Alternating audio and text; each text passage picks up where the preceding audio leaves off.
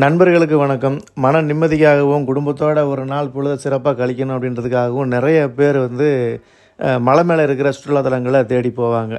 அப்படி ஒரு சுற்றுலாத்தலம் அப்படின்னா, கோயம்புத்தூர் சைடு ஊட்டி சொல்லலாம். மதுரை, திண்டுக்கல் பக்கம் உள்ளவங்களுக்கு வந்து கொடைக்கானல், பச்சைமலை இல்ல அப்படின்னா கொல்லிமலை இந்த மாரி நெறைய இடங்கள் இருக்கு. தென்காசி பக்கம் போனீங்கன்னா சொல்லவே தேவையில்ல. அங்கிட்டு கேரளா பார்டர் வேற லெவல்ல இருக்கும். மேட்டுப்பாளையத்துல இருந்து குமுளி வரைக்கும் டிஎன்எஸ்சிசி வந்து ஒரு பஸ் ஆப்ரேட் பண்ணியிருக்காங்க.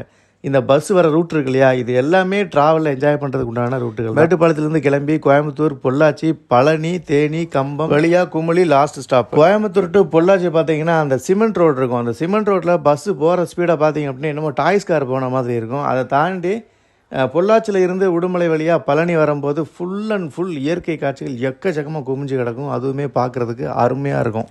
இந்த பக்கம் சின்னமனூர், தேனி, கம்பம் சொல்லவே தேவையில்ல. அதுவும் லோயர் கேம்ப்லாம் சொல்லவே தேவையில்ல. ரோட்டோரத்தில் திராட்சை தோட்டங்கள் எக்கச்சக்கமாக இருக்கும். நண்பர்கள் யாராவது இந்த பஸ்ஸில் ட்ராவல் பண்ணிங்க அப்படின்னா மறக்காமல் கமெண்ட்டில் சொல்லுங்கள்.